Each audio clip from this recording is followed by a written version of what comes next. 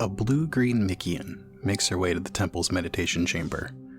She passes worker droids as they go about their tasks, continuing the hard work of building a Jedi temple from scratch. The door hisses open and closes behind her. The plain white room is cut off from the world around it. Pads on the floor and insulated walls dampening the sounds of the working droids outside.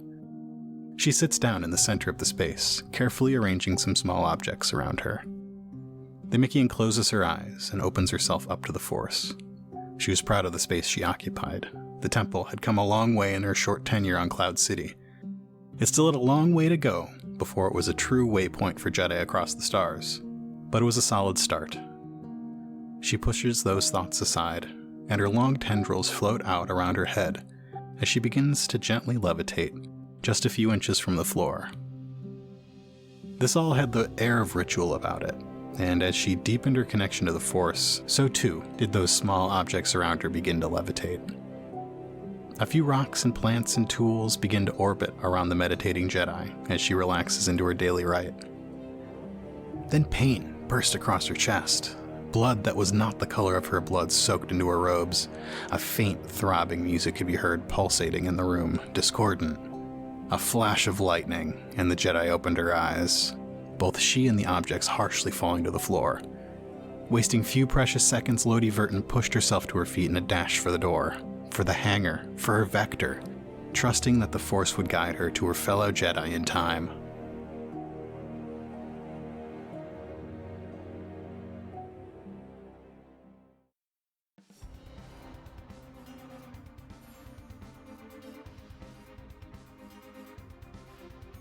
You know, why not? I have all of these points. I'm gonna go ahead and take another yellow for myself. So go ahead and flip a point for me. Boostai because familiar quarters. I don't know, setback because that guy's whirling his lightsaber around a lot. Setback because I have one defense. Right, and we have a precedent. Well, I actually have defense too. He actually has the skill. So that is 1 success and 2 advantages. So what's that, 4 damage? Let's see. Yes, but I don't think we get the stun this time. It doesn't even get through his soak. So what does the big guy do? He attempts to punch you with the shock gloves, and you just sort of it connects, but it doesn't go through. The stun doesn't go through. Yeah, no, it totally hit. It hit him square on where this guy intended, and Kel just looks down at the fist, looks up at the big guy, shakes his head. Okay, Vibro Knife guy is gonna do a stab again. We're gonna flip to upgrade. Hey, there's the plan. I still have my lightsaber. And you got a red in there too, right? I got a red in there. I heard you Okay. say that.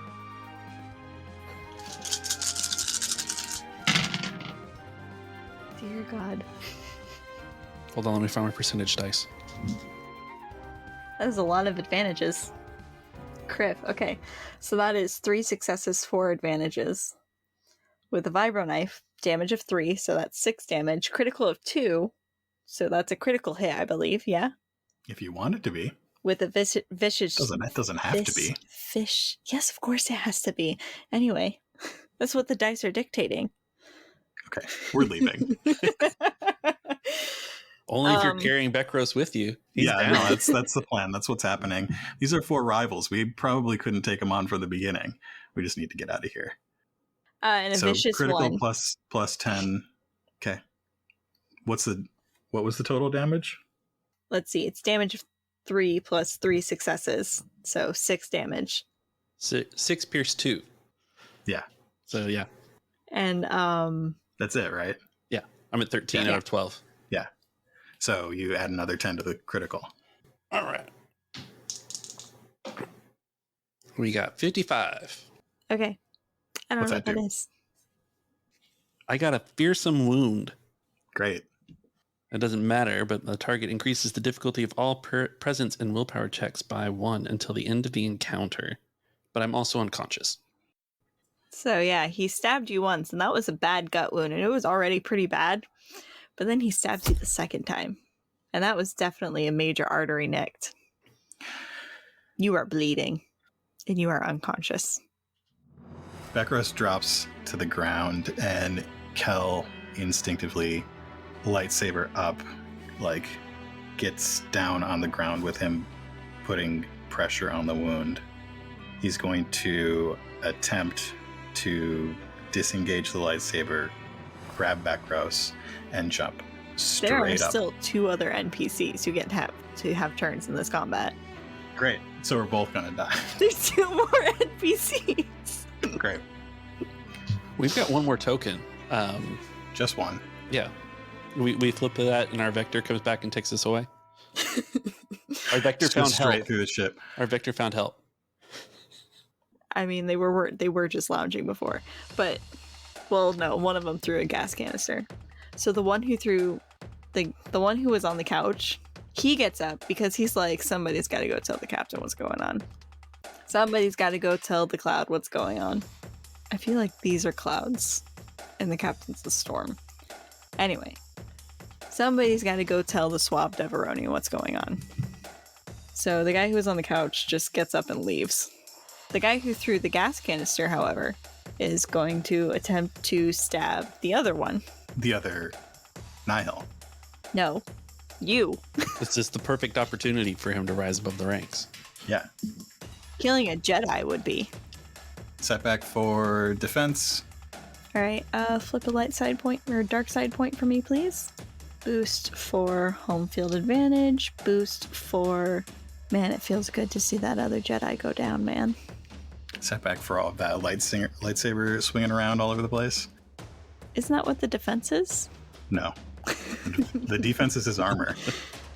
Okay. Yeah, it's a pretty... No, and then there are purple dice to add to the stream. You should probably add as many of those as you can. 2 average purple die. Yeah? Okay. So good news. It's definitely a failure. So 2 failure, 2 advantage. So he didn't stab you. That's good. But he does get to add setback to your next check. Okay. My next check will be to grab Bekros and jump straight up through the place that we came in from. Okay. Let's see. Let me look at this list of skills real quick. What would that be? I'm gonna let you grab him as a maneuver, Great. but you are, in D&D terms, disengaging from combat. Yeah, but that doesn't exist in this. Yeah, I know. I am aware. I feel like it is a coordination check to evade the Nihil and get back up through the whatchamacallit with your friend. Can I argue that I would like to roll an athletics check to just do it as fast as possible? I mean, you are kind of just push jumping past them. straight up. Yeah. Sure. Okay. I mean, that's just the difference of 2 greens versus 3 greens. Can I call on the Force in this instance? You are making a horizontal leap or vertical leap straight up, so Yeah. that would be an enhanced if you had that. Well, I don't. Can I call on the Force because it's a desperate situation? Yes. Great. I'm gonna flip a point to upgrade a green to a yellow. I've got the setback from the guy who tried to stab me and 1 from holding my breath. Okay. Did you tell me the difficulty was average?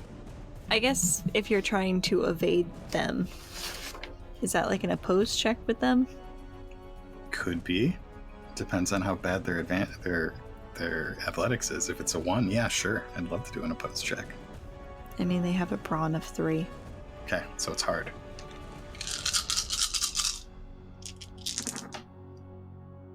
Wow. The dice all canceled out. Every single wash. one of them. Except the Force die, which came up with 1 dark side.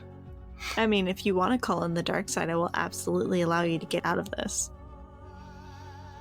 Kel has dedicated his life to the light side. He's a paragon of the light. He That fear is so strong. aspires to be on the Jedi Council someday. Your friend is dying. he feels that. He feels the pain and the suffering in this place, and the pain and suffering that these people are going through, even willingly going through at this point. And he has no choice but to tap into it. He has to embrace the pain that he would feel if he lost a friend. And he feels it. The way Kel is, he just, the Force to him is like Obi-Wan describes it. It's an energy field. It's a thing that just touches every living being and every living thing. And for him, what is interesting is the intentions that people have and how those intentions affect the Force. And the intentions that these people have are only violence, and really at this point violence for the sake of violence. And he needs to use that fear that he is feeling right now to escape these people's terrible intentions. And he grabs Bekros and he leaps as hard as he can straight up through that small opening that they came through into the orange and golden skies of Bespin. You jump straight up through the hatch above you, through the airlock, so that you are now falling through Atmo with your friend. Yep. All right. Because it's better to choose to die by nature's hand than by these villains. The Vector stayed close, of course. The autonav, without any specific directions on where to go to, stayed close to the signal of the two Jedi, connected with it.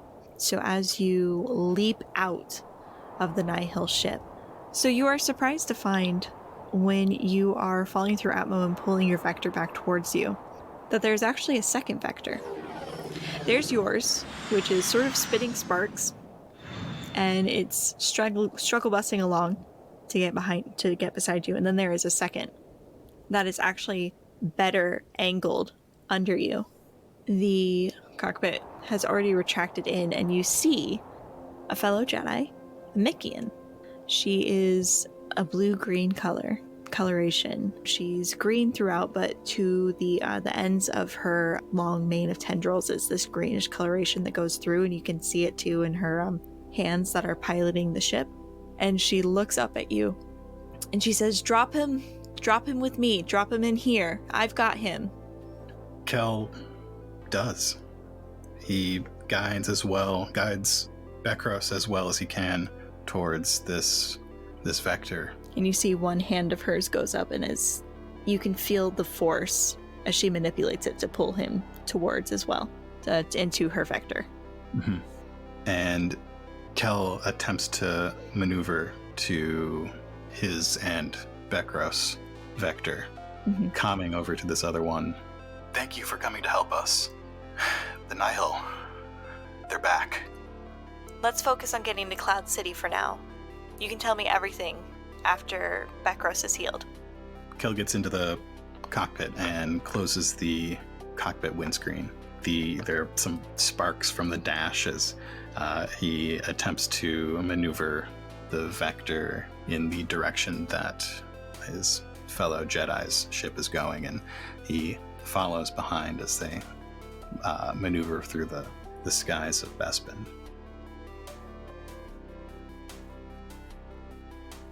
Thank you for listening to this episode of Path of the Storm. Today's episode was produced by Nightcast Creative. To find out more about Nightcast Creative and the shows that we make, visit nightcastcreative.com. Today's episode is also brought to you by Dicey Cantina and Erica Goodwitch. For more Dicey Cantina, visit diceycantina.com or youtube.com/c/Dicey Cantina. Thanks to Erica for running our first adventure. Thank you to Doug, AJ, and Zach for lending their voices to this episode. The seed for this adventure can be found as the modular encounter Welcome Aboard in the Lords of Nullhada supplement for the Star Wars role-playing game by Fantasy Flight Games, Edge Studios, and Lucas Books.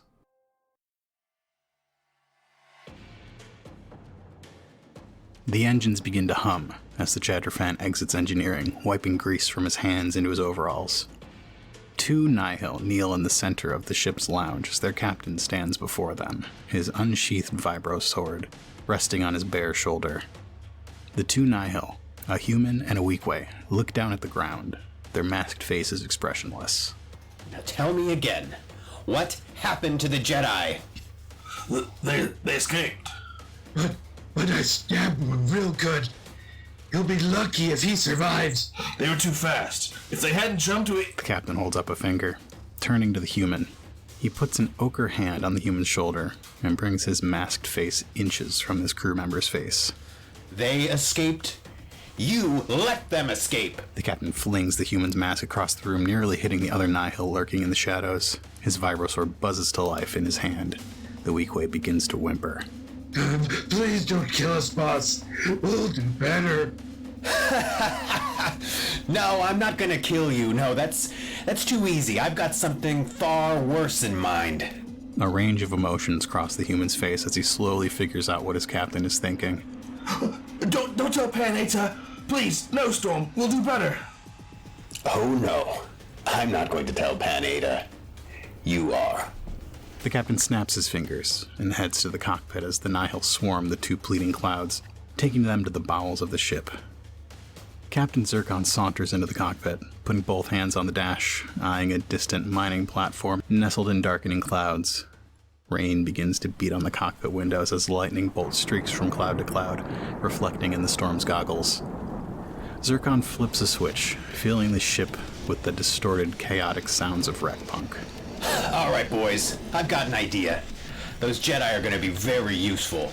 But first, we head to the city, resupply, drop off some dead weight. Set a course, boys. There's a storm brewing.